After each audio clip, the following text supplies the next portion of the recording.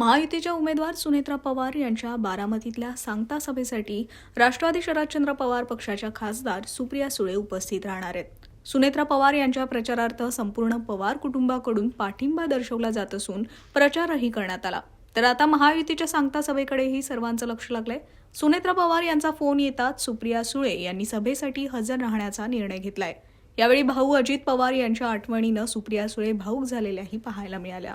मला काल फोन आला होता की कुटुंब म्हणून प्रचाराला या आणि बहिणींचा ना आणि कुणाचा, कारण आम्ही पहिल्यांदाच राष्ट्रवादी काँग्रेस पक्ष शरदचंद्र पवारांनी हा निर्णय आम्ही सगळ्यांनी घेतला होता की वहिनींचं इलेक्शन हे बिनविरोध व्हावं आणि पहिली भूमिका आम्ही मांडली. त्यानंतर काँग्रेस आणि उद्धवजींचेही मी जाहीर आभार मानते की त्यांनीही सहकार्याचीच भूमिका दिली. आणि आज महाविकास आघाडीच्या वतीने, कारण का मला काल फोन जेव्हा आमंत्रणाचा आला की नक्की या, तर कुटुंब म्हणून अर्थातच वहिनींसाठी हजर आहेच, पण त्याचबरोबर माझ्याही काही जबाबदाऱ्या आहेत, आमचे मित्र पक्ष आहेत.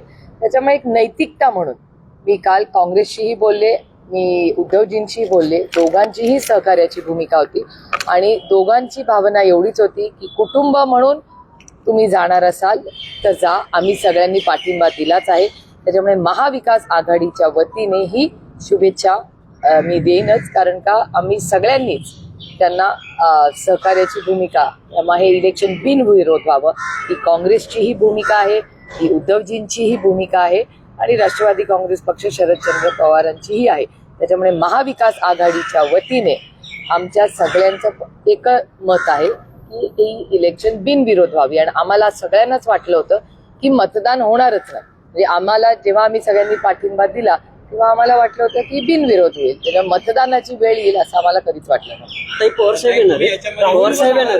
पवारसाहेब रिच कॅन्डी हॉस्पिटलमध्ये आता आहेत, त्यांच्या काही टेस्ट चालल्या आहेत, त्यामुळे त्याच्यानंतरच क्लॅरिटी. राष्ट्रवादी काँग्रेस पक्षातून तुम्हाला बाहेर काढलं किंवा पक्ष फोडला हे सगळं आधी आपण पाहिलेलं आहे. त्याच राष्ट्रवादी काँग्रेसच्या पक्षाच्या उमेदवारासाठी तुम्ही आज प्रचारामध्ये झाले, म्हणजे तुमचं जे आधीचं वैर होतं किंवा जो काही वाद होता तो आता मिटलेला आहे का या निमित्ताने? एकतर माझे कुणाशीच, म्हणजे मी हे भारतीय जनता पक्षाबद्दलही बोलते की माझे मतभेद आहेत, कालही होते, आजही आणि उद्याही राहतील, पण माझे मनभेद कुणाशीच नाही. काही गोष्टी जबाबदारी म्हणून आयुष्यात करायच्या असतात. आज महाविकास आघाडी बिनविरोध पाठिंबा आम्ही बहिणींना महाविकास आघाडी म्हणून आम्ही दिलेला आहे, तो दादाला श्रद्धांजली म्हणून दिला. ते तुम्हाला विसरून चालणार नाही. माझा भाऊ गेलाय आणि दादाचा, म्हणजे मला दादाच्या केसमध्ये बाय इलेक्शन येईल असं, म्हणजे कुणाच्याच बाबतीत, हा माझा भाऊ किंवा माझा दादा म्हणून नाही, पण कुणाच्याच आयुष्यात बाय इलेक्शन येऊ नये. पण त्यातून दादाचं हे दुर्दैवी, दादाचं वय काय होतं 66, हे काय वय आहे? म्हणजे हसत खेळत तुम्ही सगळ्यांनी दादाला, दादाचा उत्साह, दादाची एनर्जी सगळी आपण सगळ्यांनीच इतके वर्ष एकत्रपणे पाहिलेली आहे.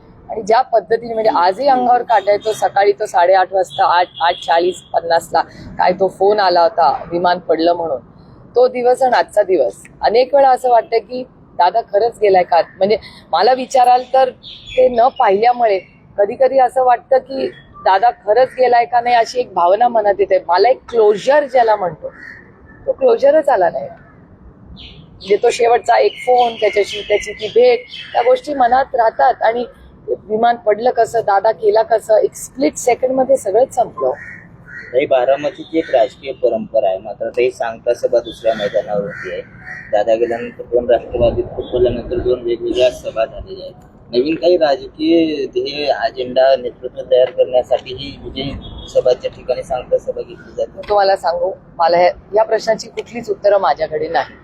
त्याचं कारण आमची सभा नेहमी त्या एका जुन्या ठिकाणी असं खाली बसून एक असायची. म्हणजे मला जेव्हापासून आठवत आहे तिथे एक छोटंसं स्टेज, घरगुती तो कार्यक्रम, बाबा सगळ्या म्हणजे सगळं इलेक्शन संपून यायचे एक सभेला, एक भाषण करायला, बाकी प्रचार सगळे कार्यकर्ते प्रेमाने आणि उत्साहाने करायचे. तशीच परंपरा ती दादानीही ठेवली. दादा आणि साहेब दोघंही फॉर्म भरणार आणि फक्त शेवटच्या सभेला येणार, बाकी कधीच कोणी आलेलं नाही. आणि असेच ते राहिलेलं आहे नेहमी. त्यामुळे आमच्यासाठी एक इमोशनल गोष्ट आहे. आणि बारामती लोकसभा मतदारसंघ एक कुटुंब म्हणून आम्ही काम करतो. ती काय फक्त एक काहीतरी म्हणजे एक सिस्टम यंत्रणा वगैरे काही नाही हो. एक कौटुंबिक आम्ही इतक्या वर्षाची प्रेमाची विश्वासाची नाती आहेत. त्याच्यात कधी काय कमी जास्त झालं असेल तरी एखादा इथे तिथे गेला असेल, त्याच्यात पण आमच्या मनात आमच्या नात्यात कधी अंतर आलेलं नाही. ते कालही आलेलं नाही, आजही नाही आणि इथून पुढे कधी आम्ही येऊ देणार नाही. म्हणजे तुम्हाला उदाहरण देते, कित्येक वर्ष राहुल कुल, आता राहुल कुलांचे आणि आमचे कौटुंबिक संबंध कालही होते, आजही आणि उद्याही आमच्याकडून जपले जातील आणि त्यांच्याकडूनही जपले जातात. त्यामुळे आमची वैयक्तिक संबंध आम्ही आमच्या राजकारणात कधीच येऊ दिले नाहीत. आणि जेव्हा विकासाचा विषय येतो तेव्हा आम्ही कधीही या मतदारसंघात, मी स्वतः 20 वर्ष लोकप्रतिनिधी म्हणून काम करते, कधीही आम्ही पक्ष येऊ दिलेला नाही. इलेक्शनमध्ये टोकाची भूमिका एकामेकाच्या विरोधात जोरात लढू, पण एकदा निवडून आल्यानंतर आम्ही सगळे आमच्या भागाचा विकास आणि लोकांची सेवा एवढंच करून आम्ही सगळे एकत्र मिळून काम करतो. त्यामुळे आणि बारामतीत आज मी वहिनी दादा गेल्यानंतरची ही सभा आहे. त्याच्यामुळे मला विचाराल तर मला हे खूप म्हणजे अंतःकरणातून दुःख तर आहेच, पण खूप जड अंतःकरणाने बारामतीला मी जाते. कारण माझा भाऊ गेलाय, माझा भाऊ गेल्यानंतर ही परिस्थिती आज आलेली आहे. त्याच्यामुळे आमच्यासाठी हा खूप म्हणजे खूप दुःख देणाराच हा दिवस आहे. महिला आरक्षणावरून तुम्ही काल म्हणजे ममता बॅनर्जी देऊ शकतात, मोदी का नाही. चंद्रकांत पाटील असं म्हणतात की तुमचं अज्ञान आहे, कारण स्थानिक स्वराज्य संस्थेत आम्हीही देतोय. विधानसभेत लोकसभेत देताना त्याला ठराव मंजूर करावा लागेल बहुमताने. आणि मुख्य म्हणजे तुमचेच नेते म्हणजे उद्धव ठाकरेंच्या जे माजी खासदार होत्या, प्रियंका चतुर्वेदी असतील, किरण बेदी, या कुठं राजकीय आहेत. त्याने फक्त हा जो सगळा जो आक्रोश मोर्चा आहे महिलांचा, जो विरोधकांसाठी, असं त्यांचं म्हणणं. नाही, ठीक आहे, ते खूप वरिष्ठ नेते आहेत, त्याच्यामुळे त्याच्यावर मी काही बोलणार नाही. आणि माझ्यावर जे संस्कार झालेत, आपल्यापेक्षा वयाने आणि पदाने एखादा माणूस मोठा असतो, त्याच्यावर आपण काही बोलायचं नसतं. पण काही वास्तवतेच्या गोष्टीने तुम्हाला सांगितल्या पाहिजेत. माझी प्रेस कॉन्फरन्स कालची ही माननीय मुख्यमंत्र्यांनी काही स्टेटमेंट्स केली, ते पत्रकारांनी मला विचारले. त्याला मी फक्त दिल्लीत मी असल्यामुळे दिल्लीत जे काही 3, 4, 5 दिवस झाले त्या सगळ्या प्रक्रियेत मी 24/7 होते. आणि माननीय मुख्यमंत्री असं म्हणाले की 33% आरक्षण देऊ शकतो, पण आपण पक्षात देऊ शकत नाही. याचं कारण मग समोर पुरुष उभा राहिला तर वगैरे असं काहीतरी ते बोलले. त्याच्यावर माझं म्हणणं असं होतं की जर एवढंच द्यायचं असेल महिलांना आणि एवढं भारतीय जनता पक्षाला मनापासून महिलांना 33% आरक्षण द्यायचं असेल तर एक तर कोणी त्यांना थांबवलेलं नाही.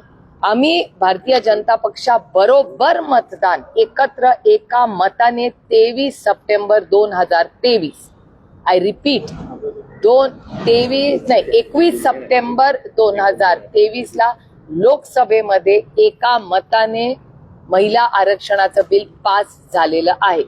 त्याच्यामुळे 2024 मध्येही 33% आरक्षणाचं बिल त्याची अंमलबजावणी होऊ शकत होती. म्हणजे 543 मध्ये 33% महिलांना द्या. आम्ही त्या दिवशीही राहुलजीही बोलले, प्रियांकीजी बोलले, डिंपल यादव, अखिलेश यादव, अमोल कोल्हे, भास्कर, आमचे बगरे सर, सगळ्यांची भाषणं तुम्ही काढून बघा. सगळ्यांचं एकच मत आहे की तुम्ही आत्ता हे बिल पारित करा. आम्ही आज नाही, आज रात्रभर बसायला तयार आहोत. तुम्ही अंमलबजावणी करा. तर का भारतीय जनता पक्ष करत नाहीये? आणि बिल 23 मध्ये पास झालंय. 2023 सप्टेंबर 2024 सप्टेंबर 25 आणि 26 2.5 वर्ष झाली आहेत बिल पडू नये. 2.5 वर्षात याची अंमलबजावणी का नाही झाली आहे? आणि जर असेल तर ममता बॅनर्जी पक्षात पण देतात. ममता बॅनर्जींच्या पक्षामध्ये जवळपास 40-50% खासदार आजही महिला आहेत. काही मुद्दा असा तुम्ही काल फडणवीसांना रिस्पॉन्स दिला की तयार आहे, मग त्यांच्याकडनं काही रिस्पॉन्स आला का नाही? मला काय माहिती नाही बाई, ते तुम्हालाच माहिती असेल. पण माननीय मुख्यमंत्री या राज्याचे कुठेही कधीही जर आम्हाला चर्चेला बोलवलं तर अतिशय विनम्रपणे माननीय मुख्यमंत्री बोलतील, तिथे आमची बाजू मांडायला आम्ही जाऊ.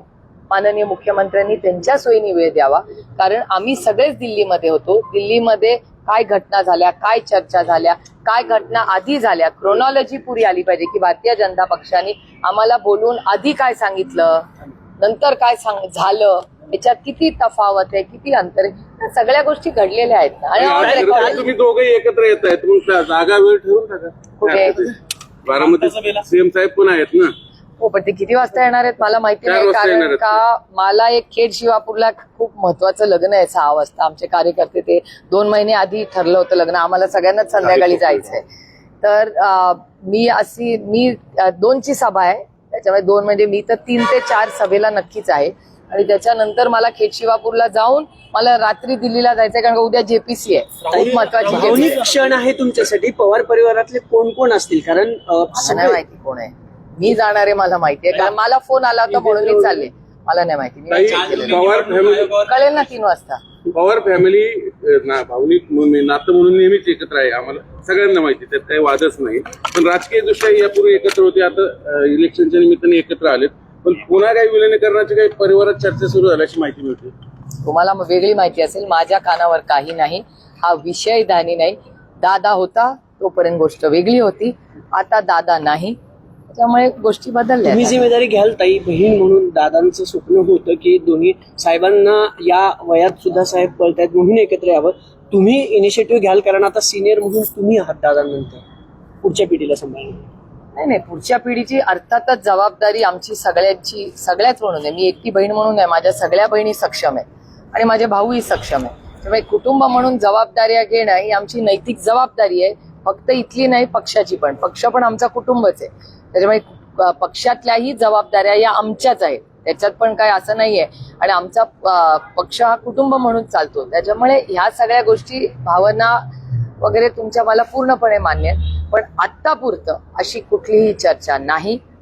आणि दादा होता, चर्चा होती, दादाची इच्छा होती, त्या सगळ्या गोष्टी तुम्हाला झालेल्या आहेत. आणि मला वाटतं पुलावरनं खूप पाणी गेलेलं आहे, त्यामुळे आता परत त्या चर्चा करण्यापेक्षा आज महाराष्ट्रामध्ये आणि देशासमोर आज तेलाचा भाव काय होणार आहे, सिलेंडरचा भाव, अनिताताईंना सिलेंडर वेळेवर मिळणार आहे का नाही, किंवा काकांच्या शाळेमध्ये, आश्रम शाळेला मुलांच्या जेवणाची जेव्हा वेळ होईल तेव्हा सिलेंडर, गॅस मिळणार आहे का, त्याच्यात काही महागाई वाढणार आहे का, अशी खूप मोठी आव्हानं राज्याच्या आणि देशाच्या समोर आहेत. तुमच्याच चॅनलवर परवा बातमी दाखवली की युरिया मिळत नाहीये, आणि युरिया मिळत नाही म्हणून साठेबाजी चालू आहे, व्यवस्थित होत नाहीये, त्याच्यावर केसेस भरणे मामांनी केलेले आहेत. त्यामुळे या सगळ्या प्रक्रियेमध्ये राज्यामध्ये खूप मोठी आव्हानं. आणि आता युद्ध जर संपलं नाही तर पुढच्या महिन्याभरात देशाचं नाही, जगाचं चित्र बदलणार आहे.